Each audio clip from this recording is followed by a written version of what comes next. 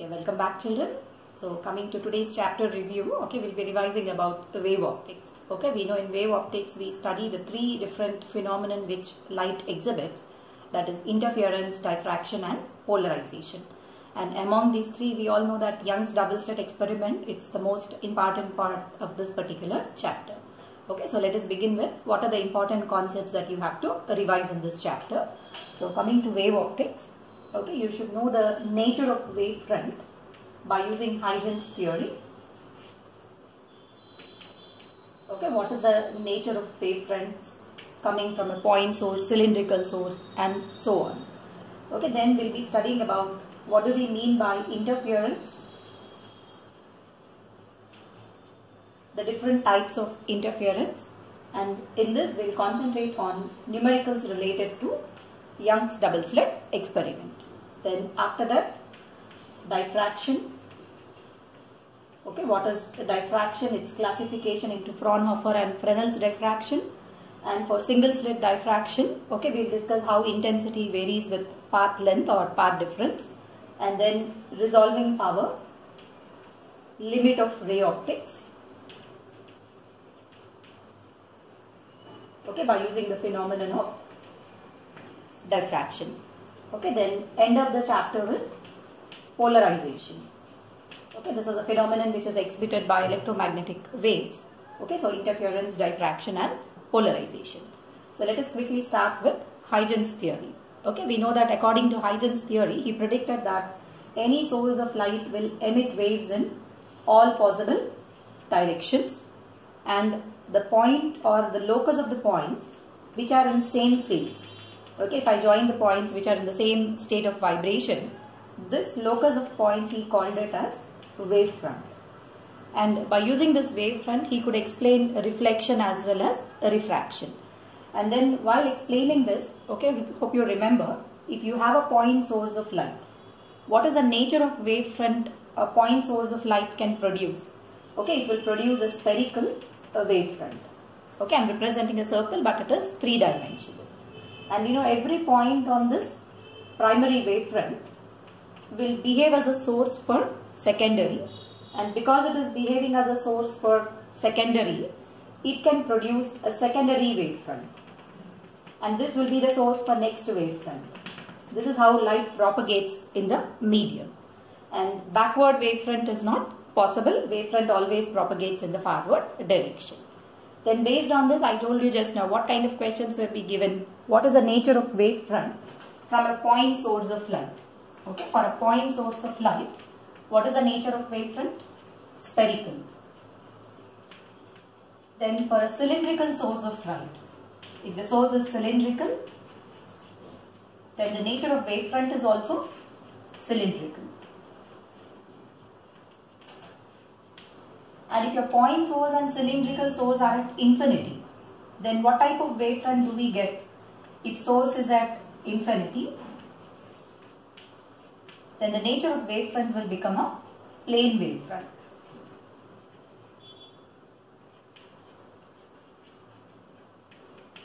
Okay, so this can be a 1 mark question. Okay, whereas coming to what would happen if a plane wavefront passes through various optical instruments like a prism, a convex lens, a concave lens and so on. Say I am incidenting a plane wavefront. Okay, this is a plane wavefront. We know wavefront is always perpendicular to the beam of light. Okay, arrow indicates the rays. The incident wavefront is AB. Wavefront and a ray of light are always perpendicular to each other. So what would happen if this wavefront passes through a prism? Okay, first complete the ray diagram. We know these rays will bend towards the base. So the nature of wavefront will be A dash, B dash. Remember the first surface, whatever is the shape of the first surface, wavefront will be parallel to that. So once this plane wavefront passes through a prism, it bends and you get this wavefront, again a plane wavefront but bent through an angle which is parallel to the first surface of prism. Similarly, if I incident a plane wavefront on a convex lens, complete the ray diagram first. We know all these rays will try to converge at a point. It's a converging lens. So a plane wavefront AB, after passing through the lens, will become a converging wavefront. This is how the wavefront changes. Look at the first surface of the lens. Even the wavefront will take a same shape.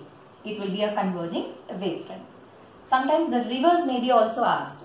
Okay, if this is your source of light, what is the emerging wavefront?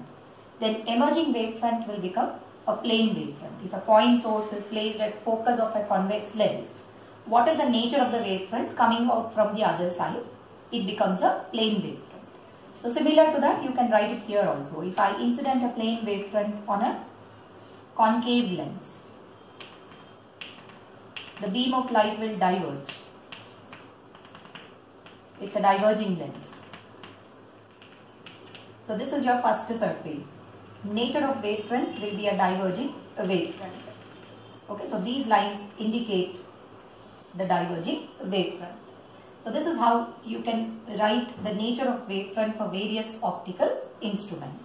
So this is one set of questions, okay, which may be asked in the theory bits. What is the nature of wavefront for different types of sources? What would happen when a wavefront passes through various optical instruments? Okay, now coming to interference of light. Okay, we know interference is defined as modification of intensity when you superimpose two waves. But to observe a sustained interference, what is the basic necessity? We need the two sources to be coherent. Okay, how do we define coherent sources? Coherent sources, two sources are said to be coherent if they have same frequency and wavelength and maintain a constant phase difference. Okay, this is the necessary condition for coherent sources. And we know that two independent sources can never be coherent because they then cannot maintain a constant phase difference. If phase difference is continuously changing, then we cannot observe a sustained dark and bright bands. So how to get the coherent sources? Okay, we have different methods for getting a coherent source. Okay, one is by division of wavefront, interference by division of wavefront, and interference by division of amplitude. Okay, when you are studying interference by division of wavefront, we can get a coherent source from a single source. Okay, if you keep a single source and allow this to pass through two slits S1 and S2. Okay, we know the wavefront emerging from these two sources, which is generated by the main source, they behave as coherent sources. Or you can also get it by using Fresnel's biprism or a Lloyd's mirror can produce coherent sources. Whereas coming to division of amplitude, thin film interference comes under interference by division of amplitude. Okay, when you take a very thin film, oil film on water or a thin sheet of transparent film coated on glass can produce interference by reflected and transmitted lights. This is by division of what? Amplitude. So first let us start with the first part, interference by division of wavefront. Okay, look at how a biprism can produce two coherent sources. Assume that this is a prism, two prisms joined together. Okay, this is upper part and lower part. Okay, we call this as a source S. Somewhere here we are keeping a screen. Take a beam of light entering the upper part of the prism. Okay, the light rays will bend. If I extend this rays backward, this will behave as a source S1 which is virtual. Similarly for the lower part of the prism, bend the rays, extend them backward, this will be S2. See, from the same source we have got two virtual sources which behave as perfectly coherent sources. And this beam interferes with the beam of light coming from here and you will observe an interference pattern on the screen. So this distance, if I consider it as 2D, it's up to you, you can take the distance as D also. But we generally take in Young's double slit experiment as 2D for symmetry. And this is capital D, where you observe an interference pattern. So this is how a Fresnel's biprism can produce or two coherent sources. Now look at Lloyd's mirror also.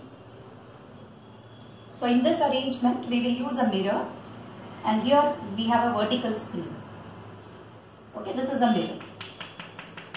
Select a point P. This is your source. So one beam of light will directly come from S to P. Another ray which is reflected from the mirror will reach a point P, producing a path difference. And now when these two rays interfere, you can observe the interference pattern on the screen. Okay, if I extend it back, this will behave as a virtual source. One is a real source, another is a virtual source, which behave as two coherent sources. But remember, whenever reflection occurs from the surface of a mirror, there will be an additional path difference of lambda by 2. Okay, our additional path difference of how many degree? 180 degree. A phase change of 180 degree will be observed. Okay, so let us first start with the conditions for resultant amplitude and intensity if two coherent sources with a phase difference phi are interfering with each other. See, we have already calculated that the resultant amplitude. What is the formula for resultant amplitude? Equal to under root A1 square, where A1 is the amplitude of the first coherent source, A2 is the amplitude of second source, is given by 2A1 A2 into cos phi, under root A1 square plus A2 square plus 2A1 A2 cos phi. And for resultant intensity, okay, we know intensity is proportional to square of amplitude.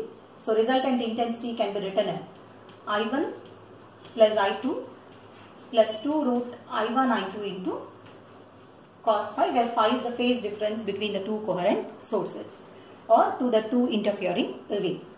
Now if you know this, what are the conditions for constructive interference?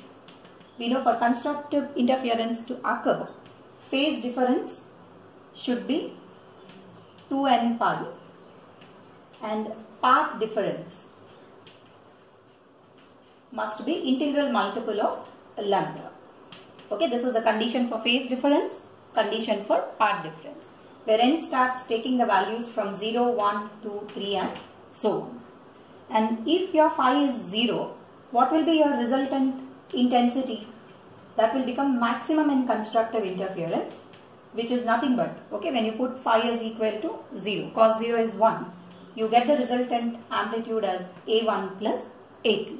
And what will be the resultant intensity, which is maximum? It will be root I1 plus root I2 whole square. Okay, I have written it in terms of I1 and I2. So these are the formulas for maximum amplitude and maximum intensity. Then for destructive interference, okay, two waves interfere destructively. For destructive interference, what should be the phase difference? 2n minus 1 pi and path difference. Okay, we write it as 2n minus 1 times of lambda by 2.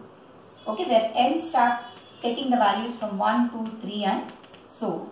Put n equal to 1, when phase difference is pi, 3 pi, 5 pi and all, you will observe a destructive interference. Then minimum amplitude. Amplitude becomes minimum in destructive interference. What is the minimum amplitude? A1 minus A2. And minimum intensity, it is root I1 minus root I2 whole square. Okay, so these are the four conditions you need to remember for constructive and destructive interference. So making use of these conditions, we have arranged the Young's double slit, or Young has done an experiment, okay, to observe the interference pattern. So let's go into Young's double slit experiment. Okay, relating the previous formulas of interference, okay, we may get one set of questions like this. Say if the two interfering waves have an amplitude in the ratio, okay, A1 is to A2. They have given you amplitude ratio as some number, 2 is to 3. Then find the ratio of maximum to minimum amplitude. Also find the ratio of maximum to minimum intensity. Then how to get the answer? Since we know the ratio of their amplitudes, what is the formula for maximum amplitude? We know maximum amplitude is A1 plus A2 and minimum amplitude is A1 difference A2. Okay, positive value. So A1 is proportional to 2, A2 is proportional to 3. So what should be the ratio of maximum to minimum amplitude? 2 plus 3 by 3 minus 2. Okay, 2 minus 3, answer cannot be negative. So what should be the ratio of their maximum to minimum amplitude? 5:1. Then what would be the ratio of their maximum to minimum intensity? We know square of amplitude is proportional to intensity. So 5/1 whole square. Answer comes 25:1. So this is a simple question where amplitude ratio is given and maximum to minimum ratio is asked. Now reverse. If I maximum to I minimum, the ratio of maximum to minimum intensity. Okay, so they have given you in the ratio 5:3. What is the ratio of their amplitudes? A1:A2 is asked. Then tell me, how will you solve this? We know I1 by I2 is 5/3. Then what will be A maximum by A minimum? Will it be square root of this? Root 5 by root 3. Maximum amplitude is A1 plus A2. Minimum is A1 minus A2. I took A1 greater than A2. Should be root 5 by root 3. Do componendo dividendo. What will A1 by A2 come out to be? Root 3, root 5 minus root 3 by root 5 plus root 3 by root 5 minus root 3. So A1 by A2 will be sum of the values by difference of values, or cross multiply and simplify, you can get the ratio. So this is a simple level question where amplitudes are given and intensity is asked, or intensity is given and then they are asking you to find the amplitudes. Okay, if suppose in interference, I am taking the two slits having the same intensity. Okay, so let I0 and I0 be the intensity of the two interfering waves. Then you can express the resultant intensity like this. What is your resultant intensity? The phase difference is 5. Okay, we know it is I1 plus I2 plus 2 root I1 into I2 into cos phi. So I will reduce this relation. It is I0 plus I0, 2I0 and 2I0. If you take out 2I0 common, we get it as 1 plus cos phi. Okay, we know we can write this 1 plus cos phi as 2 cos square phi by 2. So how can we express the resultant intensity as 4I0 into cos square phi divided by 2. So remember this relation, because sometimes giving the two slits having the same width is proportional to intensity. If the widths are same, their intensity also will be same. They will ask you what is the maximum intensity. You can directly put maximum intensity is 4I0 and minimum intensity will be 0. Or what is the intensity of the central maxima? It will be 4 times the intensity of each interfering wave. So this formula you can remember for making solving the questions. Or sometimes they will give you the path difference or the phase difference and ask you what is the intensity there. Okay, so if the two interfering waves have same intensity and the phase difference between the two interfering waves, say it is given as 60 degrees. What is the resultant intensity? You can directly put it in the formula as phi equal to 60, 60 by 2, answer becomes 30. So 4I0 into cos square, 30 will give you the answer. So now coming to Young's double slit experimental arrangement for observing a sustained interference. So I am showing you the top view of the apparatus. Say from a point source, we are allowing it to pass through two slits. This is S1 and S2. If the distance between the two slits is taken as 2D, it's up to you. You can also take it as a D. Answer is not going to change. So somewhere here we have kept a screen, okay, which is at a distance capital D. Okay, a line passing through the center. This is the point where, because source is equidistant from S1 and S2. So at this point you will observe the central maxima, central bright spot. And around this we get alternate dark and bright regions, and we call this as fringe pattern. Okay, on the screen you will observe the fringe pattern. In Young's double slit experiment, parallel slits are used and the interference pattern is seen on the screen as parallel lines, and we call this as fringe pattern. Okay, if you select any point P on the screen, how to get the path difference?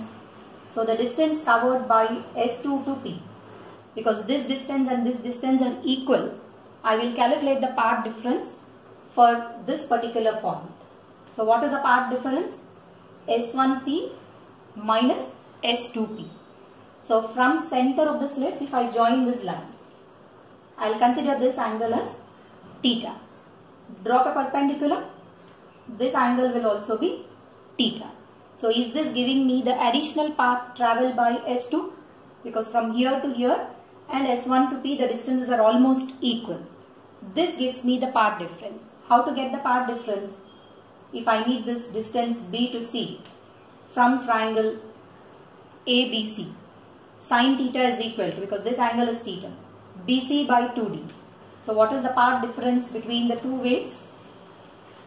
Path difference is 2D into sin theta. Okay, BC gives you the path difference. And you can write the phase difference. If you know the path difference, you can write the phase difference. What is the relation between phase difference and path difference? Phase difference is 2 pi by lambda into the path difference. And once you get the path difference, we know when will this point be bright? If the path difference is integral multiple of lambda. And this will be a dark spot if path difference is 2n minus 1 lambda by 2. So now from this relation, I can remove this sin theta. If theta is very, very small, okay, we generally take the two slits very close to each other, theta will be very small. If theta is very small, sin theta tends to tan theta. See, from this triangle, can I write tan theta as y divided by d? So what is your formula for path difference? 2d into y divided by capital D. So if I have taken the distance between the two slits as 2d, we will continue it as 2d. If you want, you can take it as equal to d. Answers are not going to change. So did we get the condition for path difference? Remember, if the source is equidistant from S1 and S2, then the path difference for a point P, which is on the screen, is 2y into small d divided by capital D. And what would happen if this path difference becomes equal to n lambda? If 2y d by capital D becomes n lambda, the point P is bright. So what is the distance of nth bright fringe? If I write this as in terms of y, n times of lambda capital D by 2. Similarly, if I equate the path difference, okay, first case.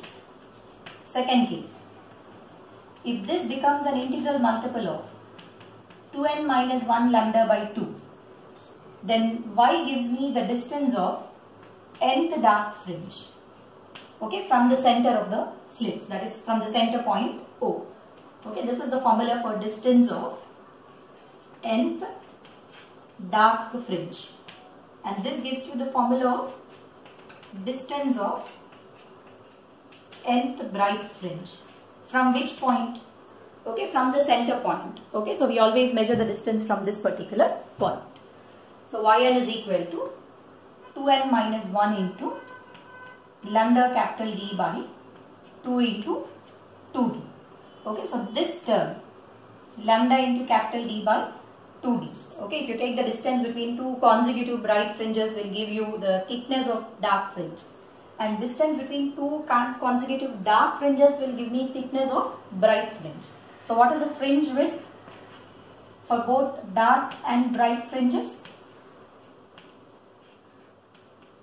Okay, when you subtract, you will get it as lambda capital D divided by 2d. Again, I am repeating, 2d is the distance between the slits. So this is your formula for fringe width. And based on this, we know we get a number of applications. So based on these formulas also. Find the distance between third bright and fifth dark fringe. You can use these two relations. Okay, remember these relations. For a Young's double slit experiment, distance of nth bright fringe and nth dark fringe. But remember, n always starts from 1 here, because n equal to 0 is not possible. N will take its value from 1. So if you want to get the distance of first bright fringe, put n equal to 1. Second bright fringe, put n equal to 2. Okay, similarly, this will give you the distance of nth bright fringes. For dark, this formula. For bright, this relation. And from there you can solve some questions. Okay, related to fringe width, how will they ask you the questions? What would happen to the fringe width if capital D is doubled, then lambda is reduced to half? What would happen when 2D becomes double? Okay, so these type of questions will be asked which you can easily answer. And sometimes the question will be, what happens if the whole apparatus is immersed into a liquid? So when you immerse the apparatus into a liquid, capital D and 2D is not going to change, but wavelength of light will decrease by refractive index time. So what will be a new fringe width? It will be decreased divided by mu times, okay, beta divided by mu. So all the conceptual questions related to Young's double slit experiment will be related to either calculation of path difference or distance of nth bright fringe, distance of nth dark fringe, or related to beta and some applications related to fringe width. Okay, relating Young's double slit experiment, sometimes they may ask you what is the maximum order of the fringe that can be formed, and they will give you the distance between S1 and S2. Okay, if your screen is perpendicular to the plane of the board at some distance capital D, what is the highest order of the fringe that is possible? Okay, so look at the distance. What is the distance between S1 and S2 given as 3 lambda? Some number will be given. So somewhere here we have kept a screen. Calculate the path difference for a point P. S2P minus S1P. If I drop a perpendicular, we know this distance is d sine theta. Okay, where d is the distance between the slits. But what is the distance between the slits given as 3 lambda? So I will write the path difference as 3 lambda into sine theta. We know when the path difference becomes n lambda, we get a bright fringe. So 3 lambda should be equal to, n lambda should be equal to 3 lambda into sine theta. Wavelength and wavelength will anyway get cancelled. So what is the maximum value of sine theta? Because we want the maximum order of the fringe. Maximum value of sine theta is 90 degrees. When I put sine theta as 90, what is the maximum order of the fringe possible? N equal to 3. That means you can get up to third bright fringe for this type of arrangement. But second question, another question, instead of giving you S1 and S2 here, they may say S1 and S2 are placed along x-axis. Okay, so this is S1 and S2. Distance between them is 3 lambda. Okay, the two sources, and there is a circle. Okay, I'll keep the two slits very close to each other. Okay, not a very large distance. This should be very, very small. Okay, let me reduce the distance. Okay, identify the number of bright spots on this circle. Again, I am repeating, two slits S1 and S2, sources S1 and S2 which are coherent, are separated by a distance of 3 lambda. What is the number of bright spot that I can get on the screen, okay, which is surrounding it? Now look at it, S1 and S2. Select this point. Is the path difference 0 here? The path difference S1P is equal to S2P. So here we get a central bright spot. Similarly, below this also will be a central bright spot. Okay, I will number the central bright spot as 0th bright fringe, or whatever number you want you can give, because I am calling it as the central bright spot for n equal to 0. Now look at this point. What is the path difference for this point? S1P minus S2P. If my point is here, S1P minus S2P should be 3 lambda. So path difference is 3 lambda. If we know if path difference is equal to n lambda, we get a bright fringe. What is the order of the fringe we are getting at this particular point? Is it the third bright fringe? Here also we get a third bright fringe. 0th bright fringe, central fringe, third bright, third bright. Now in between 0 and 3, what are the other two possible? First bright, second bright. Again first bright, second bright. First and second. First and second. Now tell me how many bright spots are you observing on the screen? Count the total number. In each quadrant we are getting 4 bright spots. 4 into So 3 bright spots. Okay, this is 3 plus 3 plus 3 plus 3. So the total number of bright spots is 4 into 3. Is the number coming out to be 12? Okay, this is how you can find out the number of bright spots. Okay, so look at this question. This is a Young's double slit experiment where the two slits S1 and S2 are separated by 1 millimeter, and you have a screen which is placed at capital D. But the incident wave front is a plane wave front and it is bent at an angle of 30 degrees with horizontal. Okay, generally we use a point source of light here, but it is a wave front which is coming towards the slits. And the question is to locate y coordinate of, okay, determine the y coordinate of first minima on either sides of central maxima. Okay, we know we get two first minimas and they are asking you to find the locate the y coordinate. So let's see how to solve the questions if your incident wavefront is bent at an angle theta with horizontal. So I will consider one plane wavefront. Okay, let this be a plane wavefront AB. So this wavefront is incident at what angle with horizontal? 30. So this wavefront has to travel from A to S, S1 to reach S1. This is traveling from B to S2. Okay, I'll call this as S2 and this is S1. Select a point P on the screen from S1 to P, S2 to P. Now I want the path difference between the point P and A, B and A. First look at S1P and S2P. See, is S2P traveling more distance than S1P? Drop a perpendicular. Join the central line. If this angle is theta, this will also be equal to theta. Okay, I will call this distance as y from center. We want the y coordinate from the center of this S or from this center point which is O. Now calculate, okay, let me call this point as N after dropping a perpendicular. What is S2N equal to? From this triangle, if this angle is theta and S1, S2 are separated by distance D, we get S2 to M distance as D sine theta. Now look at AB. A to S1, more distance. B to S2 we have less distance. That means there is a path difference between this line and this line. Drop a perpendicular. I'll call this as N. If this angle is 30 degree, we know this will also be 30. So what is the distance from N to S1? N to S1 is D sine 30. Okay, now observe this distance. A to N is equal to B to S dash. AN equals to B to S2. Similarly, M to P distance is same as S1 to P. M to P is nearly equal to S1 to P. Okay, now I will calculate the path difference for the point P from A and B. So what is the path followed by the ray starting from A? A to N. Okay, calculate the path difference. A to N plus N to S1 plus S1 to P. S1 to P minus. Take the path difference from B. B to S2.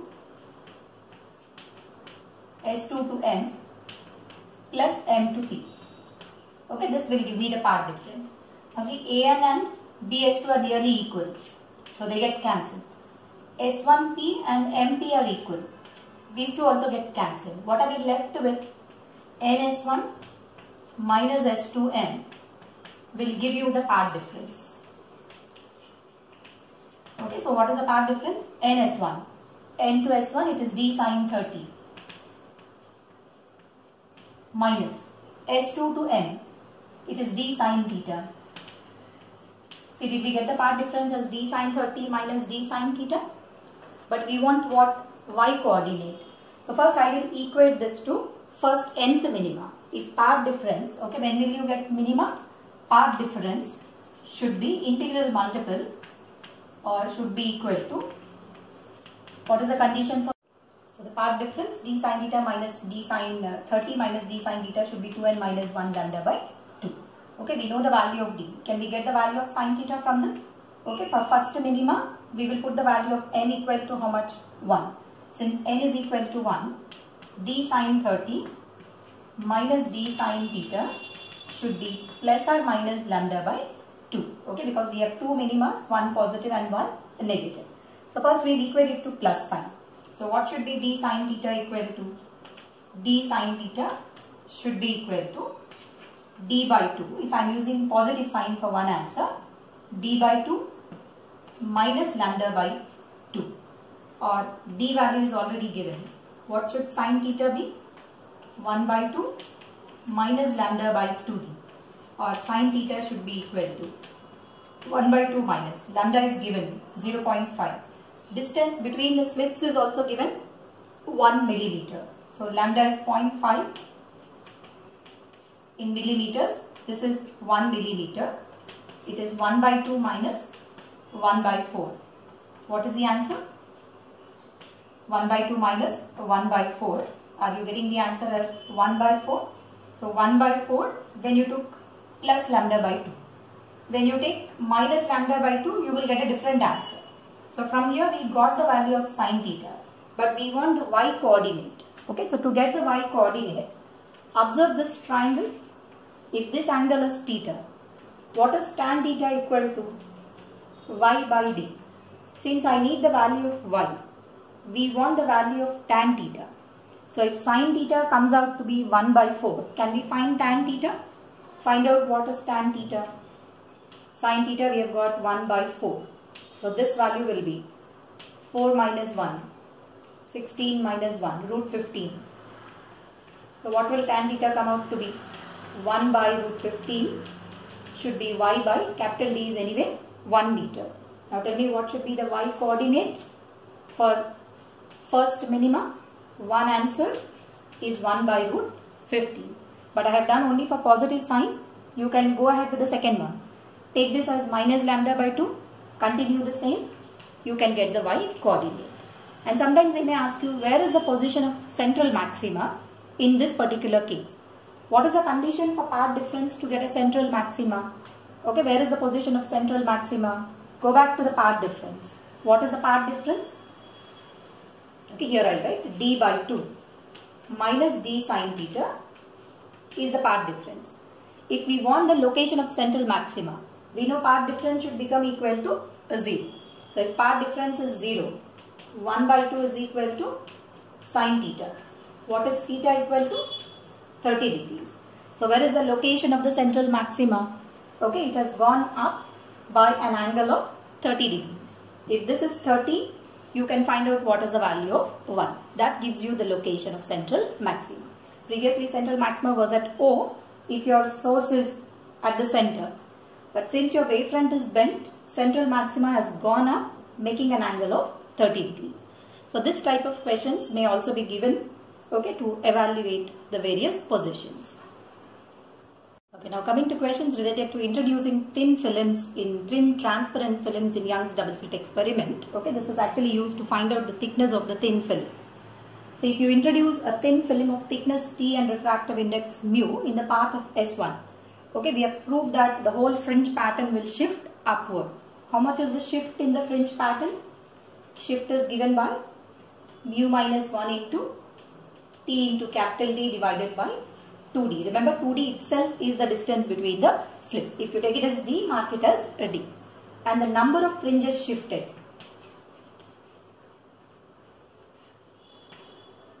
is this divided by beta, fringe width. Then you will get it as mu minus 1 into T divided by lambda. Shift by beta will give you the number of fringes shifted. Now to know why we have got these two relations, look at the new path difference, okay, when compared with previous. Since we have introduced a thin film, remember the equivalent distance the light ray travels in air will be called as optical path. What is the formula for optical path? It is mu into T. If light travels a thickness T inside a medium, the equivalent distance in air will be written as mu into T, which is called the optical path. Now let us evaluate the new path difference. Okay, what is the new path difference after introducing this thin film S2 to P? Okay, new path difference. Okay, previously S2P minus S1P without the slit. Okay, if you remember, we have written it as 2y into small d by capital D, where 2d itself is the distance between the slits. Now calculate the new path difference. S2 to P minus, what is the distance the light ray is travelling in air? If you remove this thickness, remaining distance it is travelling in air, that is S1P minus T. Okay, I am writing the path from S1 to this point, and this point to P is nothing but S1P minus thickness plus optical path. Okay, just now I told you this thickness can be replaced with how much of distance in air? Mu T, that is mu into T. So calculate what is the new path difference. Open the bracket, S2P minus S1P plus T minus mu T, or it is S2P minus S1P minus of mu minus 1 into T. So if you introduce a thin film in the path of S1, the new path difference is equal to previous path difference minus of mu minus 1 into T. Okay, if I replace this as 2y small d by capital D, this is the additional term that we have got, mu minus 1 into T. Will this give me the new path difference? And if you know this new path difference, we can apply the remaining conditions. When will the point P be bright? If this path difference becomes equal to n lambda, then the point P is a bright spot. And if this path difference becomes equal to 2n minus 1 lambda by 2, then the point P will be what kind of fringe? Dark fringe. And when you find the consecutive distance, okay, how to get the distance of nth bright fringe here? Okay, you can find the value of y.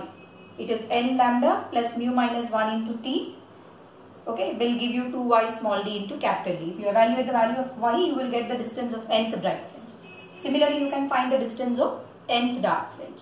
And if you find the distance between consecutive bright fringes, it comes out to be same, lambda capital D by small d. So there is no change in the fringe width, but there is a shift in the whole fringes. Previously, where was central maxima? Central maxima was formed at this particular point. Okay, this was the position of central maxima. Now find out what is the position of central maxima. When I put n equal to 0, what will y come out to be from this relation? Put n equal to 0, 2y small d by capital D will be mu minus 1 into T. So will y give me the distance of central maxima? So what is the position of central maxima? Mu minus 1 into T into capital D divided by 2D. Is that giving me the shift? Okay, this is how you evaluate the shift. And if you know the shift, number of fringes shifted will be this divided by beta. So this is how we actually evaluate the new path difference.